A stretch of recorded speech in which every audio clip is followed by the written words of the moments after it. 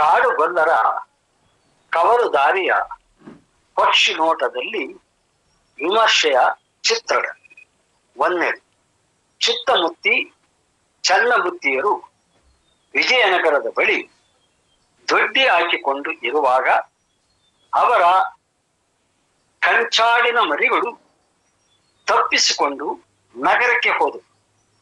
ಅರಮನೆಯ ಉಪ್ಪರಿಗೆ ನೇರಿ ಕುಡಿದಾಡಿದರು. ಅದಕ್ಕಾಗಿ ರಾಜರು ವಿಚಾರಣೆ ಮಾಡಿದರು. ತಪ್ಪಿತಸ್ಥರಾದ ಚಿತ್ತಮುತ್ತಿ ಚನ್ನಮುತ್ತಿಯರನ್ನು ಸೆರೆಮನೆಗೆ ಹಾಕಿದರು. ಪ್ರತಿ ದಿವಸ ಇವರ ಹೆಣ್ಣು ಮಕ್ಕಳು ಸೆರೆಮನೆಯಲ್ಲಿರುವ ತಮ್ಮ ತಂದೆಯವರಿಗೆ ಬುತ್ತಿ ತೆಗೆದುಕೊಂಡು ಹೋಗಿ ಊಟ ಬಡಿಸಿ ಬರುತ್ತಿದ್ದರು. ಎಷ್ಟು ದಿನಗಳಾದರೂ ಈ ಗೋಳು ತಪ್ಪದೆ ಹೋದದ್ದರಿಂದ ಬೇಸತ್ತು ನಮ್ಮ ತಂದೆಯವರನ್ನು ಸೆರೆಯಿಂದ ಬಿಡಿಸಿದವರನ್ನು ನಮ್ಮ ಋಣ ತೀರಿಸಲಿಕ್ಕಾಗಿ ಮದುವೆಯಾದರೂ ಆದೇವು ಎದ್ದು ಮಾತನಾಡುತ್ತಾ ಇದ್ದರು. ದಿನಾಲು ಹೋಗುತ್ತಾ ಬರುತ್ತಾ ಈ ರೀತಿಯ ಮಾತುಗಳನ್ನು ಆಡುತ್ತಿದ್ದುದನ್ನು ಕೇಳಿಸಿಕೊಂಡ ಹರೇ ರಾಮ ಮೆರೆ ರಾಮ ಎಂಬುವ ಯುವಕರು, ಇಂತಹ ಚೆಲುವೆಯರು ನಮ್ಮನ್ನು ಮದುವೆ ಆಗುವುದಾದರೆ ಅವರ ತಂದೆಯರನ್ನು ನಾವು ಬಿಡಿಸೋಣ ಎಂದುಕೊಂಡು ತಮ್ಮ ಅಭಿಪ್ರಾಯವನ್ನು ಆ ಹೆಣ್ಣು ಮಕ್ಕಳ ಬಳಿ ಹೇಳಿದರು. ಅವರು ಕೂಡ ತಂದೆಯವರು ಸೆರೆಮುಕ್ತರಾಗುವುದಾದರೆ ನಾವು ಮಾತಿಗೆ ತಪ್ಪದೆ ನಿಮ್ಮನ್ನು ಮದುವೆಯಾಗುತ್ತೇವೆ ಎಂದರು. ಆಗ ಹರೇ ರಾಮ ಮೆರೆ ರಾಮರು ವಿಜಯನಗರದ ರಾಜರ ಮನ ಗೆಲ್ಲಲಿಕ್ಕಾಗಿ ಒಂದು ಉಪಾಯ ಮಾಡಿದರು. ಅದೇನೆಂದರೆ, ರಾಜ ಮಲಗಿರುವಾಗ ಯಾರಿಗೂ ಅರಿವಾಗದಂತೆ ಅಂತಃಪುರ ಪ್ರವೇಶಿಸಿ ಜೋಳದ ಕಡ್ಡಿಯನ್ನು ಕತ್ತಿ ಮಾಡಿಕೊಂಡು ರಾಜನ ಒಂದು ಭಾಗದ ಗಡ್ಡವನ್ನು ಬೋಳಿಸಿದರು. ಮತ್ತೆ ಯಾರಿಗೂ ತಿಳಿಯದಂತೆ ಬಂದು ಬಿಟ್ಟರು. ನಿದ್ರೆಯಿಂದ ಎದ್ದ ರಾಜ ಕನ್ನಡಿಯಲ್ಲಿ ಮುಖ ನೋಡಿಕೊಂಡು, ಅರೆ, ನನಗೆ ಅರಿವಾಗದಂತೆ ಅರ್ಧ ಗಡ್ಡ ಬೋಳಿಸಿದ ನಿಪುಣ ಕ್ಷೌರಿಕ ಯಾರು ಎಂದು ಹುಡುಕಿಸಿದ. ಹರೇ ರಾಮ ಮೆರೆ ರಾಮರೇ ಆ ಕ್ಷೌರಿಕರೆಂದು ಸೈನಿಕರು ತಂದು ನಿಲ್ಲಿಸಿದರು.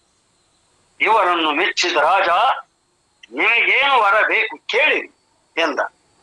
ಆಗ ಇವರು, ಚಿತ್ತಮುತ್ತಿ ಚನ್ನಮುತ್ತಿ ಎಂಬ ಗೊಲ್ಲರು ನಿಮ್ಮ ಸೆರೆಮನೆಯಲ್ಲಿದ್ದಾರೆ, ಅವರನ್ನು ಬಿಡಿರಿ ಎಂದರು. ಅದರಂತೆ ಅವರನ್ನು ಬಿಟ್ಟರು. ಆಗ ಕೊಟ್ಟ ಮಾತಿನಂತೆ ನಾವು ಅವರನ್ನು ಮದುವೆ ಆಗುವುದಾಗಿ ಹೆಣ್ಣು ಮಕ್ಕಳು ತಿಳಿಸಿದರು. ಅದಕ್ಕೆ ಇವರಿಬ್ಬರು ಒಪ್ಪಿ ಹರೇ ರಾಮ ಮೆರೆ ರಾಮ ಮುಂತಾದ 7 ಜನ ಅಣ್ಣ ತಮ್ಮಂದರಿಗೆ ಕುಲ ಕೊಟ್ಟು ಹೆಚ್ಚಿನ ಬಿರುದುಗಳನ್ನು ಕೊಟ್ಟು ತಮ್ಮ 7 ಜನ ಹೆಣ್ಣು ಮಕ್ಕಳನ್ನು ಅವರ 7 ಜನಕ್ಕೂ ಕೊಟ್ಟು ಮದುವೆ ಮಾಡಿದರು. ಈ ಕಥೆಯನ್ನು ಇತಿಹಾಸ ಎಂದು ಬಹುತೇಕ ಕಾಡುಗೊಲ್ಲರು ಹೇಳುತ್ತಾರೆ. ಹಲವಾರು ವಿದ್ವಾಂಸರು ತಮ್ಮ ಕೃತಿಗಳಲ್ಲಿ ದಾಖಲಿಸಿದ್ದಾರೆ. ಈ ಕಥೆಯನ್ನ ಆಧರಿಸಿ ಕೆಲವು ಮೂಢಾತ್ಮರಾದ ಕಾಡುಗೊಲ್ಲರಿಗೆ ತಾವು ಶ್ರೇಷ್ಠ ಕುಲದವರು ಎಂದು ಹೇಳಿಕೊಳ್ಳುವ ವ್ಯಸನಗಳಿಗೆ ನಾನು ಹಾಗೂ ನನ್ನಂತಹವರು ಕೇಳುವ ಪ್ರಶ್ನೆಗಳಿವೆ. ಒಂದನೇ, ಚಿತ್ತಮುತ್ತಿ ಚನ್ನಮುತ್ತಿಯರ ಈ ಕತೆ ನಿಜವೇ ಆಗಿದ್ದಲ್ಲಿ ಈ ನಿಮ್ಮ ಪೂರ್ವಿಕರು ಜೈಲು ಸೇರಿದ ಮೇಲೆ ನಿಮ್ಮ ಕುಲದ ಶ್ರೇಷ್ಠತೆ ಉಳಿಯಿತೆ? ಎರಡನೇ ಪ್ರಶ್ನೆ, ಆಪತ್ತಿಗೆ ಆದವರೆಂದು ಕ್ಷೌರಿಕರಿಗೆ ಹೆಣ್ಣು ಕೊಟ್ಟು ಸಂಬಂಧ ಬೆಳೆಸುವಾಗ ಇಲ್ಲದ ಹೆಚ್ಚುಗಾರಿಕೆ ಅನಂತರ ಹೇಗೆ ಬಂತು?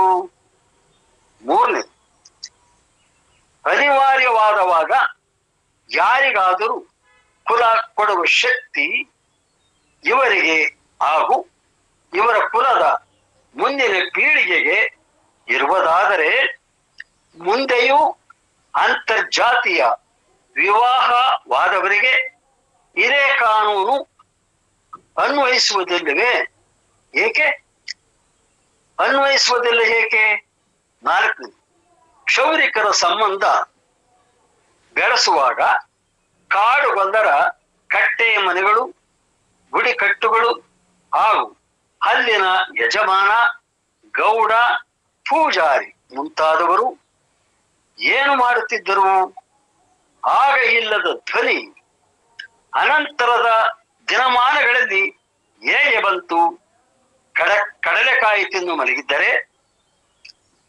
ಐದನೇ ಪ್ರಶ್ನೆ, ಆಧುನಿಕ ಸ್ವತಂತ್ರ ಭಾರತಕ್ಕೆ ತನ್ನದೇ ಆದ ಸಂವಿಧಾನ ಇರುವಾಗ ಹಾಗೂ ಅದರ ಪ್ರಕಾರ ಎಲ್ಲರೂ ಸಮಾನರು, ಸೋದರರು, ಭಾರತೀಯ ಪ್ರಜೆಗಳು ಎಂದ ಮೇಲೆ ಕಟ್ಟೆ ಮನೆಗಳ ಕಾನೂನಿಗೆ ಮಾನ್ಯತೆ ಇದೆಯೇ? ಆರನೇ, ಚಿತ್ತಮುತ್ತಿ ಕುಲದ ಕಾಡುಗೊಲ್ಲರ ಉಗಮದ ಬಗೆಗೆ ತಾವೇ ಹೇಳುವ ಕಥೆ ಇದು. ಚದ್ದಬುತ್ತಿಯು ವಂಶದ ಚದ್ದಗಾನ ಕಾಟಮ್ಮ ಅಥವಾ ಮಜ್ಜಿಗೆ ಕಾಟಮ್ಮ ಹಾಲು ಮಜ್ಜಿಗೆ ಮಾರಲು ಪೇಟೆಗೆ ಹೋಗಿ ಬರುವ ದಾರಿಯಲ್ಲಿ ದಿನವೂ ಕರಡಿಯೊಂದು ತನ್ನನ್ನು ಮದುವೆಯಾಗು ಎಂದು ಕಾಡುತ್ತಿತ್ತು. ಆಗ ಈಕೆ ಏನಾದರೊಂದು ಕಾರಣ ಹೇಳಿ ಪಾರಾಗುತ್ತಿದ್ದಳು. ಒಂದು ದಿನ ಬಹಳ ಸಮಯದವರೆಗೂ ಹಾಲು ಮಜ್ಜಿಗೆ ಖರ್ಚಾಗಲಿಲ್ಲ ಹಾಗಾಗಿ ತಡವಾಗಿ ಕತ್ತಲೆಯಾಯಿತು. ಕತ್ತಲೆಯಲ್ಲಿ ಬರುವ ದಾರಿ ತಪ್ಪಿ ಒಂದು ಆಳು ಬಾವಿಯಲ್ಲಿ ಬಿದ್ದು ರೋಧಿಸುತ್ತಿದ್ದಳು. ಆಗ ಅಲ್ಲಿಗೆ ಬಂದ ಕರಡಿ ತನ್ನನ್ನು ಮದುವೆಯಾಗುವುದಾದರೆ ಮೇಲೆತ್ತುವುದಾಗಿ ಹೇಳಿತು. ವಿಧಿಯಿಲ್ಲದ ಕಾಟಮ್ಮ ಒಪ್ಪಿದಳು. ಆಕೆಯನ್ನು ಉಗನೆ ಬಳ್ಳಿಯಿಂದ ಮೇಲೆತ್ತಿದೆ. ಕರಡಿ ತನ್ನ ಗುಹೆಗೆ ಕರೆದೊಯ್ದು ಆಕೆಯನ್ನು ಮದುವೆಯಾಗಿ ಕೆಲ ಕಾಲ ಸಂಸಾರ ನಡೆಸಿತು. ಆಕೆಯ ಗರ್ಭ ಧರಿಸಿ ಕರಡಿ ಮರಿಗಳಿಗೆ ಜನ್ಮ ನೀಡಿದು. ಹೀಗಿರುವಾಗ ಒಮ್ಮೆ ಕರಡಿ ಗುಹೆಯ ಬಾಗಿಲಿಗೆ ದೊಡ್ಡ ಬಂಡೆಯೊಂದನ್ನು ಆನಿಸಿ ಆಹಾರ ಹುಡುಕಿಕೊಂಡು ಹೋಯಿತು. ಅಷ್ಟರಲ್ಲಿ ಅಲ್ಲಿಗೆ ಆಕೆಯ ಸೋದರ ಮಾವ ಮೇಕೆ ಮಾರುಗೊಂಡ ಮೇಕೆ ಮೇಯಿಸುತ್ತಾ ಬಂದ. ಮೇಕೆಗಳು ಮೇಯುತ್ತಿರುವಾಗ ಆತ ಕೊಳಲನ್ನು ಊದುತ್ತಿದ್ದ. ಆ ಸದ್ದನ್ನು ಕೇಳಿ ಈತ ನಮ್ಮ ಮಾವನೇ ಎಂದು ತಿಳಿದು ಗುಹೆಯ ಕಿಂಡಿಯಿಂದ ಕೂಗಿ ಕರೆದಳು. ವಿಷಯ ತಿಳಿದ ಆತ ಬಾಗಿಲ ಕಲ್ಲನ್ನು ತಳ್ಳಿ ಒಳ ಹೋದ. ನಂತರ ಕರಡಿ ಮರಿಗಳನ್ನು ಕೊಂದು ಆಕೆಯನ್ನು ಕರ ತಂದು ಮದುವೆಯಾದ. ಮೇಕೆ ಮಾರಗೊಂಡ ಹಾಗೂ ಕಾಟಮ್ಮನ ಮಗನೇ ಕರಡಿ ಬಿಳ್ಳಪ್ಪ. ಈ ಕಥೆಯನ್ನು ನಿಜವೆಂದು ನಂಬುವುದಾದರೆ ಹೇಳುವ ಪ್ರಶ್ನೆಗಳಿವು. ಒಂದನೇದು, ಕರಡಿ ಎಂದರೆ ಯಾರು? ಅದು ಪ್ರಾಣಿಯೇ ಅಥವಾ ಆದಿ ಜಾಂಬವರಾದ ವ್ಯಕ್ತಿಯೇ? ಎರಡನೇ ಪ್ರಶ್ನೆ, ಕರಡಿಯಾದರೆ ಅದು ಮನುಷ್ಯರಾದ ಕಾಟಮ್ಮನನ್ನು ಮದುವೆಯಾಗು ಎಂದು ಹೇಳಲಾಯಿತೆ. ಇವಳೊಂದಿಗೆ ಸಂಸಾರ ನಡೆಸಿ ಮಕ್ಕಳನ್ನು ಪಡೆಯಲಾಯಿತೆ.